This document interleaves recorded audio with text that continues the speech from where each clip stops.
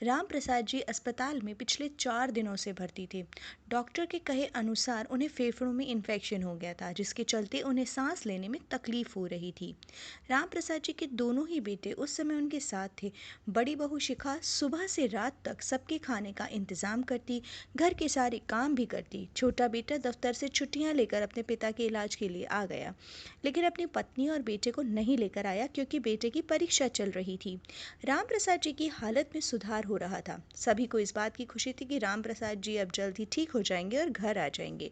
आज राम प्रसाद जी ने बात करने की कोशिश की और सबसे पहला प्रश्न उन्होंने अपने बड़े बेटे से पूछा, क्यों, रजिस्ट्री हो गई क्या घर की?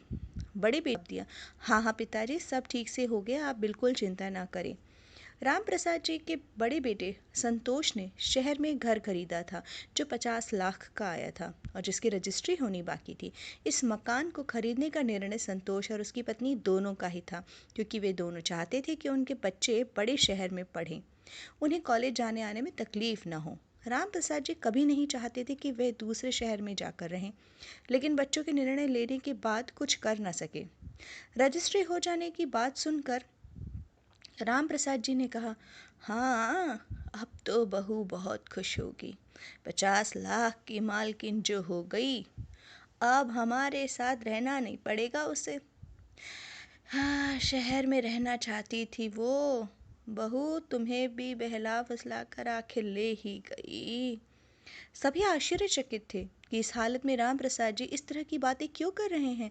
आज उनकी बहू और बेटे ही उनकी सेवा कर रहे हैं और वे इतनी बात को समझ नहीं पा रहे कि उन्होंने जो निर्णय लिया, उन्होंने अपने बच्चों के भविष्य के अच्छे के लिए लिया। उनकी हालत खराब होने की वजह से किसी ने कोई जवाब नहीं दिया। करीब 15 दिनों के बाद जब वह स्वस्थ हो आए और घर भी आ गए, तब राम प्रसाद जी को मिलने के लिए उनका छोटा बेटा, बहू और पोता आए।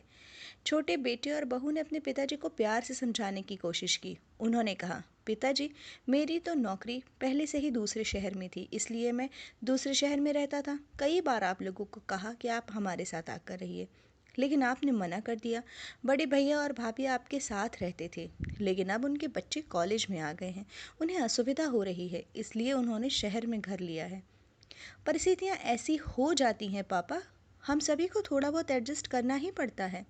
लेकिन आपने अपने मन का पूरा गुबार शिखा भाभी पर निकाला, जो उचित नहीं था। शिखा भाभी ने आपकी इतनी सेवा की और आपने सीधे सीधे ये कह दिया कि 50 लाख की मालकिन बनकर बहुत खुश हो रही होगी। ऐसा बिल्कुल भी नहीं था, क्योंकि घर लेने का फैसला जितना शिखा भाभी का था, उतना संतोष भैया का भी था। तो फिर एक बहू को ही हमेशा गलत क्यों कह रहना चाहिए उचित है? हम शहर में अलग रहते हैं, साल में 1 या 2 बार ही आपसे मिलने आ पाते हैं, लेकिन भैया और भाभी हमेशा आपके साथ थे और अब भी उन्होंने ही जो घर लिया है वो सिर्फ मजबूरी में लिया है। लेकिन आपको उनकी खुशी में खुश होने की बजाय भाभी पर ऐसा इल्ज़ाम लगाते देख मुझे अच्छा नहीं लगा। कभी कभी इंसान के कहे हुए शब्द दूसरों की भावनाओं को, उसकी आत्मा तक को ठेस पहुंचा जाते हैं। उस घर की रजिस्ट्री भी हो गई है और वह घर पूरी तरह से रहने के लिए तैयार है, लेकिन फिर भी भैया और भाभी अभी तक वहाँ रहने नहीं गए, क्योंकि आप अभी पूरी तरह से स्वस्थ नहीं हुए। अभी आप यही कहेंगे कि 50 लाख की मालकिन को आपके साथ रहना अच्छा नहीं लगता? पिताजी, इस तरह कटु शब्दों का प्रयोग मत किया करिए। राम प्रसाद जी अपने छोटे बेटे की बात सुनकर मन ही मन सोच रहे थे कि शायद उनसे गलती हो गई है। उन्हें अपनी बहू को इस तरह नहीं कहना चाहिए था। छोटे बेटे और बहू 2-3 दिन में ही वापस चले गए। शिखा और संतोष ने कभी इस बात की शिकायत अपने पिता से नहीं की। राम प्रसाद जी ने जो कटु शब्द कहे थे, आज उन्हें अपनी बातों पर अफसोस हो रहा था। उन्हें सारी बातें याद आ रही थी कि किस तरह उन्हें बड़ी बहू ने उनकी सेवा की थी। संतोष दवा खाने के चक्कर लगाता रहा। सभी कितना उनके बारे में ध्यान रखते हैं, कितना सोचते हैं, लेकिन उन्होंने बहू पर ही इल्ज़ाम लगा दिया। उन्होंने शिखा को आवाज़ लगाकर बुलाया और कहा, बहू, मुझसे गलती हुई है। मैंने अस्पताल में जो बात कही वह मुझे नहीं कहनी चाहिए थी। मैं जानता हूँ कि तुम एक बहुत सुशील और समझदार बहू हो, लेकिन फिर भी तुम्हारे अलग जाकर रहने की बात से मुझे कुछ अच्छा नहीं लग रहा था, इसलिए मुंह से ऐसी बात निकली। शिखा ने भी अपने ससुर से कहा, कोई बात नहीं पिताजी, आप बड़े हैं, आपका हक बनता है। हम चाहते हैं कि आप हमारे साथ आकर वहीं रहें, लेकिन यह भी सही है कि आप इस जगह को नहीं छोड़ना चाहते? ये सबके लिए बहुत कठिन घड़ी है पिताजी। यूँ देखें तो हम तीनों ही अपनी अपनी जगह सही हैं। जहाँ छोटे भैया और उनकी पत्नी को शहर में नौकरी के चलते रहना पड़ता है, वैसे ही आपको ये गांव, ये जगह नहीं छोड़ना। और हमें हमारे बच्चों के भविष्य के लिए शहर में जाना ही पड़ेगा, ताकि उन्हें कॉलेज में समस्या ना हो।